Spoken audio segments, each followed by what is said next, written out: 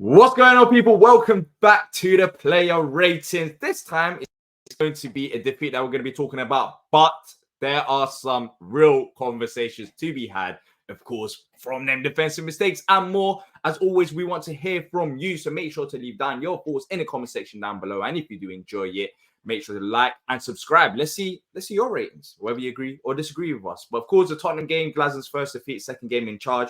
Let's start off with the goalie. Patrick, we did concede 3 goals, but I think we both can agree that he couldn't have really done much. I know you look back at the goals as well, but I'm not really blaming Johnston for anything related to the goals. It seems like he had the instructions to boot it up the pitch whenever he had the ball as well. But yeah, I don't know. Johnston, pretty average game for me. Yeah, I actually, it's unlucky because he gave up 3 goals, but the one-on-one save versus Werner was absolutely brilliant because Werner should have scored that goal. You know what I mean? So that alone, he only had to face 6 shots. He's let in 3 goals, so you can't give him a high rating. But honestly, I could have given him a 7. But just the fact that, like I said, giving up 3 goals, but I don't think any of them were really his fault. I look back on it again. I thought maybe the Romero goal, but honestly. Yeah. He could have played much better than that, honestly. I mean, I can't blame Johnston. But a quick fact. Yeah. He's never beaten Spurs his whole career. And never kept clean sheet against them ever. Well, he's doing the right team because it seems like we can't do that as well. So it's like a magnet in heaven. Great. Johnston can't beat Spurs, Palace can't beat Spurs, and here we are. Let's move on to the right wing back, Daniel Munoz. Both of us gave him a 6. I said it. I don't know if I said it in match reaction, but there was a moment, I think it was in the second half, where he was just pressing. He was pressing like Gallagher would press, but he kind of one-man press. The plot. In terms of he pressed the goalie, then he went and pressed their right back. So he went from right wing back all the way here to all the way there. And I was a bit nervous. I was like, I wonder what Glaston's thinking about that. But apart from that, Patrick, he faced Werner. Werner did beat him a few times down that side, but it was a good battle. But nothing special from Munoz this week, anyways, from me, both going forward and but you're right. But I do like the fact that he did have that one-man press. He had the 45 touches. He almost had a chance to score. Remember that one-on-one with Vicario in the first half when he was in the box. He gets in the box a lot for a wing back, and that was good. But again, and then I'll just say on that first goal, Richards misses the ball, Ward's ball watching, Munoz's ball watching, and so is Andersen. So on that first goal, no one looked good. But again, overall, I thought he played okay. Yeah. But yeah, that first goal, it was technically his man at the far post. Werner, exactly. Yeah. And he just switched off. But it wasn't only him that switched off. Joe Wood, we both gave him a 5. Of course, he was at fault for the second goal. The funny thing about it is the fact that he was telling everyone to focus, and then like 3 minutes later, you can see the goal like that. In possession, you can tell he's not the most comfortable. By that, I'm not saying he had a horror show, but if teams are pressing him, you can see that he just wants to get rid of the ball rather than keep it, which I understand. That's not his speciality. But defensively, he was at fault for the goal, and I can't give him a higher than 5 because he was just directly him. Romero just outjumped him.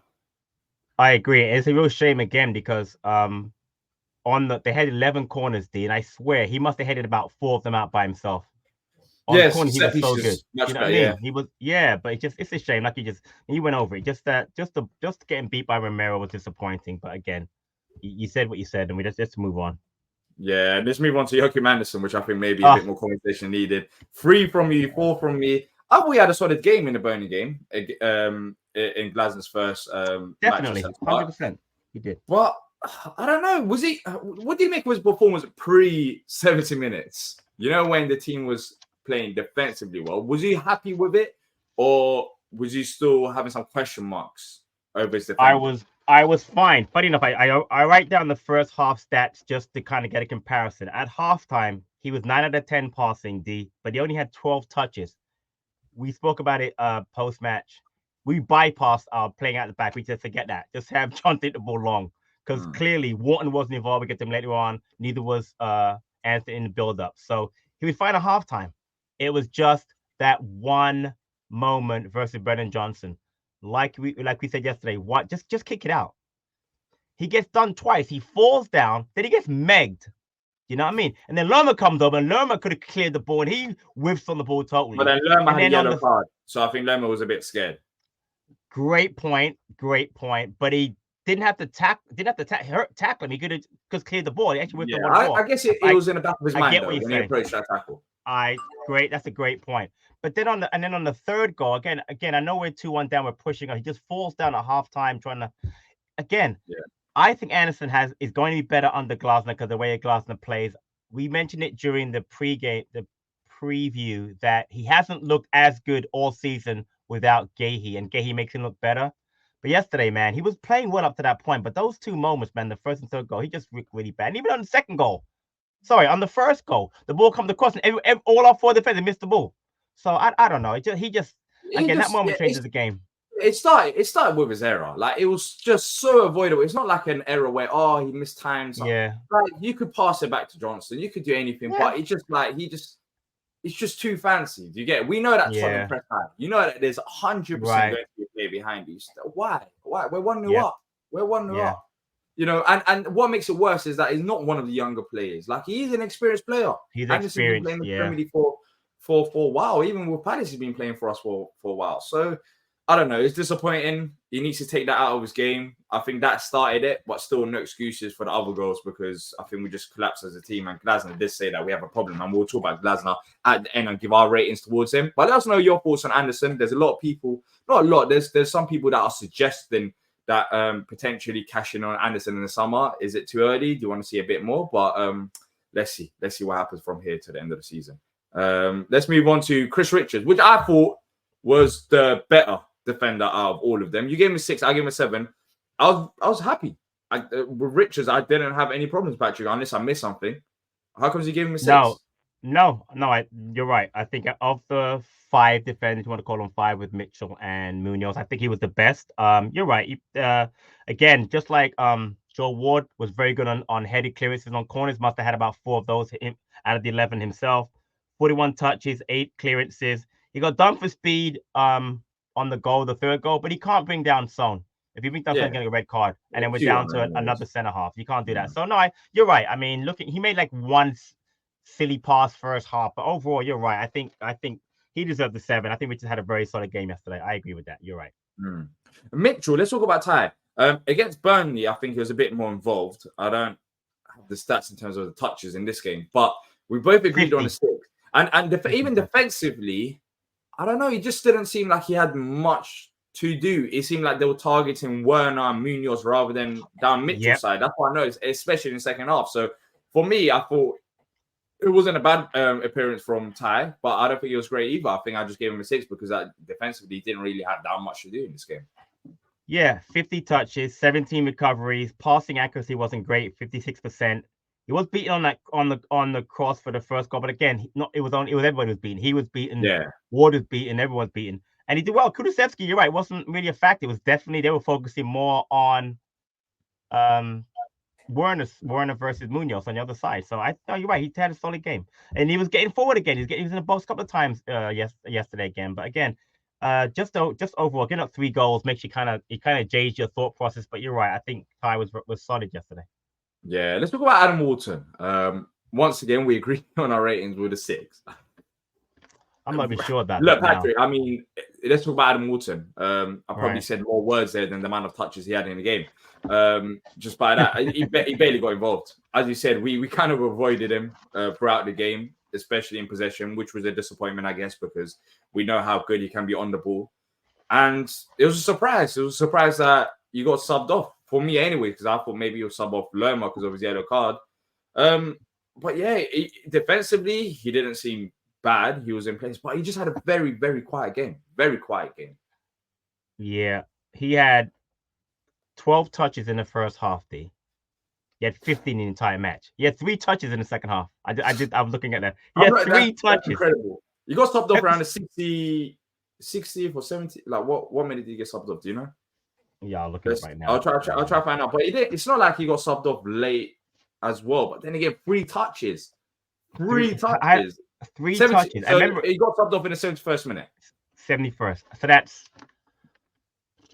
26. Yeah. 26 minutes he had almost, in the second half. 30-something minutes. And he has to. I don't understand what happened. Now, obviously the game plan was to bypass the midfield and just get the ball direct. And you see from before. Johnson had loads of long balls. Unfortunately, Paul Mateta lost most of the duels that he had against Van der Ven. We'll get to him later on, but Van der Ven's a bloody brilliant centre half, so I'm not blaming him for that. But I don't understand why we didn't get him more involved in the game. And then in the first half, he did have that shot over, a wild shot after we kind of had a build up, and then he gets burned. It wasn't his fault. Then he gets burned on the Werner play. Remember, it was a free kick by Ayew. Him and Ayew by the free kick. The poor free kick by Ayew. Then he tried to catch Werner. Good luck with that, by the way. We're one of the fastest players in Europe. That's not going to happen. But I don't understand why we bypassed it. And then the sub. I don't understand why we subbed off. And there was no talk about him being injured.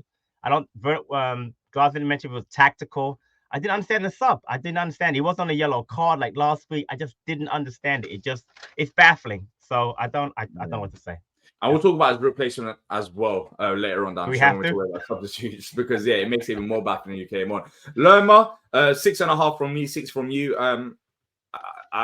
He had the energy running up and down the pitch. Of course, he picked up a yellow card in the second half, but still he was composed in terms of not trying to get another yellow card. And once again, I just don't think the midfield were involved as much in possession. Our possession, he did try to win headers, like second balls. I didn't notice that. I don't know how many exactly he won, but it seemed like he did win at least a couple of headers. But yeah, it's not a very noticeable game for Lerma as well. And his passing was good, 84%. I mean, we only as a team had 70% passing accuracy, so him that 84% was good, and he had 47 touches. I was going to ask about that. So Walton had how many? 15. Yeah. 47. Because it was weird, but it seemed like even in the first half, we were trying to build up with Lerma more than Walton. Lerma was trying to push a bit more forward than Walton. It was a bit baffling because Walton, I think, is better on the ball than Lerma. But yeah, so I guess I'm baffled. I mean, I love the midfield too of Werner and Walton and Lerma. I just don't know why Lerma gets more touches than in any game that I'm watching. I want Walton to get on the ball as much as possible. He can pick out a pass. He's very good on the ball. So I don't know. Again, I'm just gonna put it down to it just happened. It just happened like that. Spursy. Yeah, exactly. It just happened. Eze, 7 from both of us. What a free kick. And that set pieces that we spoke about in the live match reaction. If you haven't already done so, go check it out. We'll talk about the game in a bit more detail. Not in a bit more detail, in detail. And yeah, that was a great set piece routine. Great goal. But apart from that, Patrick, I'm just going to keep it brief. I don't think he had a great game. He could have cost us in the first half. Eze. The reason why I gave him a 7 is because of that goal. Apart from the goal, I don't know, especially in the first half, I think he was just a bit rusty, which I think happens when he comes back from injury, and you just need to give him a few games for him to reach the standards. I agree. He actually basically had 3 moments. The high press when he caused the turnover that Mateta had the chance in the first half, and he didn't even get the shot off. It was blocked, and then running down, winning the free kick, and a brilliant free kick. You're right. He had 3 moments in the whole game. I expected that. That's why I was surprised he even started. We'll get to the manager's rating later on, but I was surprised he started. But I was happy he started. I'm happy he came off because he didn't get injured, etc. But he's working his roster up. But if you remember in the past, that happens a lot with Eze. It takes him a while when he's injured, and I don't blame him to come back. You take him 2-3 games to come back. But a fantastic free kick. It deserved more than to be on the losing end. Just a free kick alone should have gone to the point. So yeah, and the fact that he scored that goal and we only gave him a 7 kind of shows what we think about his performance overall. I mean, it was a fantastic free kick. You would have boosted it up, but yeah, I just don't think he was at the levels he should be. Jordan Ayew, 6 from both of us, and there's not much for me to add, to be fair. I don't know in particular what Jordan Ayew. He was trying to track back, trying to help defensively, trying to help team go forward, but nothing noticeable. Nothing noticeable. Yeah, the thing is that it went over the bar. The only thing is that when he came off, we got worse. That's all I'm going to say.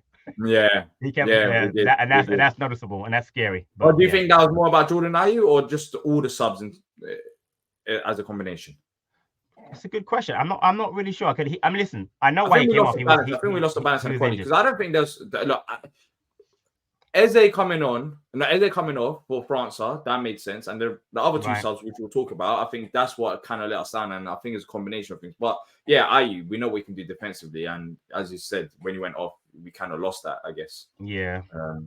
But let's move on to Mateta now.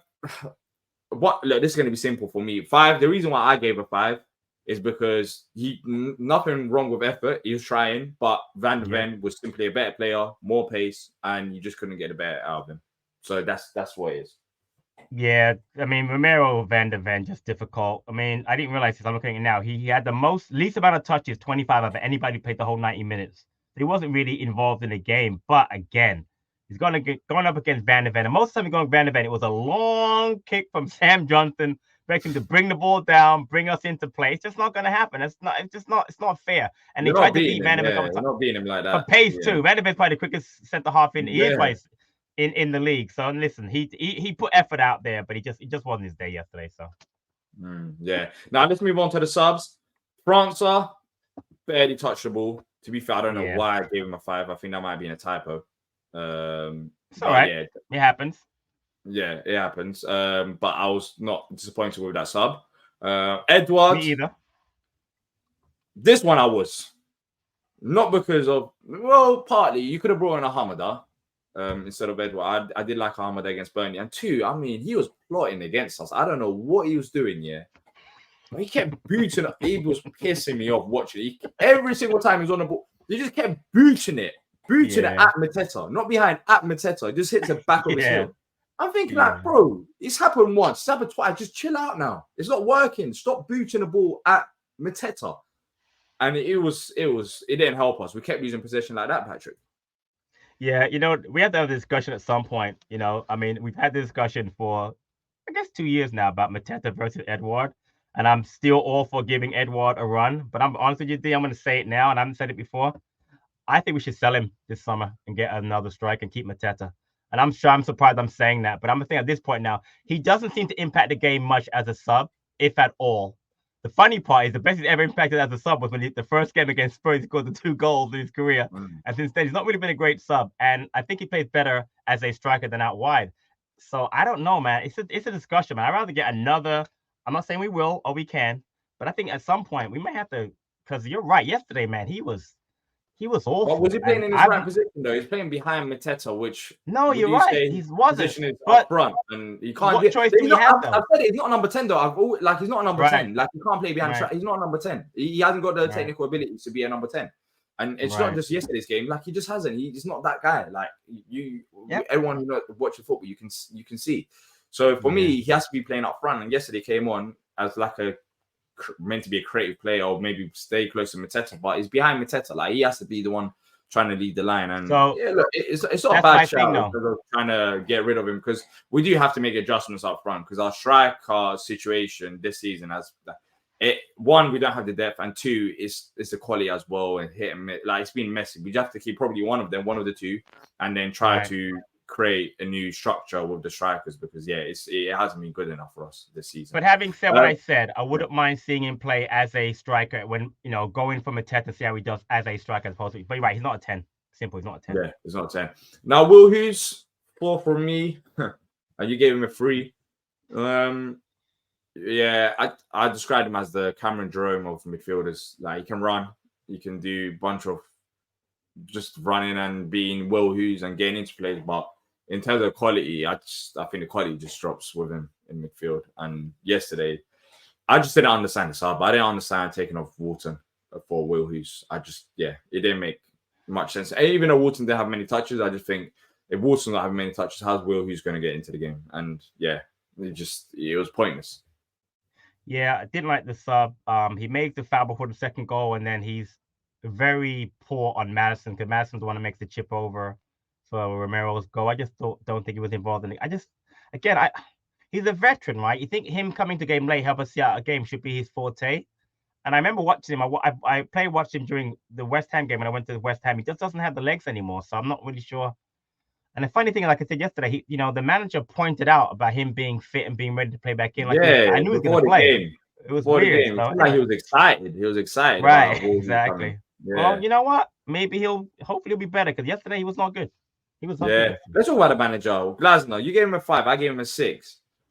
I don't know. Even a 6 feels a bit low for me anyways. You can explain your 5. But I think tactically, defensively anyways, the organization in 1 week, we seem like we got spot on until the individual mistakes happen and we lost the plot. And we've conceded, 19 goals in the last 50 minutes of our games so far this season, which is a ridiculous amount of goals conceded, which has been a problem before Glasner. And maybe we could have done a bit more in terms of in possession. But then again, our game plan was very direct. And we did manage to get a goal from a set piece, which, a goal is a goal.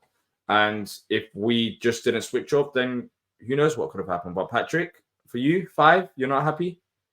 No. So I'm going to be honest, right? I changed that because originally I had it down as a 3. So I'm going to let everybody know I had it much worse. But that was emotion. That was emotion after the game. It was. I'm going to say what I'm going to tell you. I don't think you ever gave Hodgson a 3. You're right. I didn't. So, but I think a 6 is fair. And I'm going to tell you why. The lineup I liked. All right. So I gave like an 8 out of 10. My only issue was as they started, I was not worried about him starting based on his injury records. That was my first initial. As I said yesterday, I'm not upset with the tactics. But he's made the point before the game we were going to be more attacking, and we weren't. We sat back, and I understand why. Tottenham away, we never win away there. You're right. He's only been there for 2-3 weeks. He hasn't had a chance to get his system involved. So that bothered me. The possession stats bothered me first half. It was 80% to 20%. We weren't even on the ball. Well, we still have more attempts than them. It depends on what you do with the ball, right?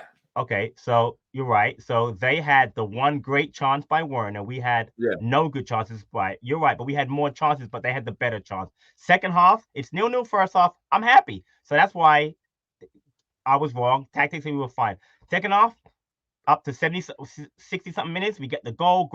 Great set piece, because that was not an ordinary set piece. Yeah. Clearly, those 3 players, Lerma, Andersen, and Richard was told when he gets ready to kick the ball, get out of the way. So that was all a plus. Give it to Eze making the accuracy, all on the management team. But then the subs come, and that's why I had my problem. Didn't want Hughes on the pitch. I thought Edouard was poor. Francis wasn't much better. It was just the subs. As far as the goals, that wasn't a manager issue. That was you just mentioned it. That was, oh my God, sorry. That was a tactical. Sorry, that was a mindset of the players. Poor by Andersen, and then after that, we just kind of switched off for the other 2 goals. But again, I think a 6 out of 10 is fine because, like I said, lineup was fine.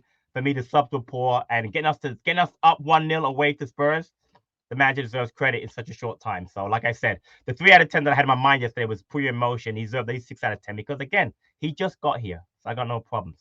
Yeah. And look, even with the subs, if we kept putting on Will Hughes, then we can have a discussion saying why is he doing this? Why is he not selecting that player over that player? But I think he's still learning the squad. Like, he hasn't been here long enough. He hasn't had that many training sessions. I agree with that. That's fair, very fair. He's going to learn. He probably will look at the subs and look at the impact that they've had and go from there in the next game, and which is going to be a massive game. But if you have enjoyed this, let us know your thoughts and make sure to leave a like and subscribe to not miss out future Padders content. That's it from me and Patrick. And until next time, up the Padders.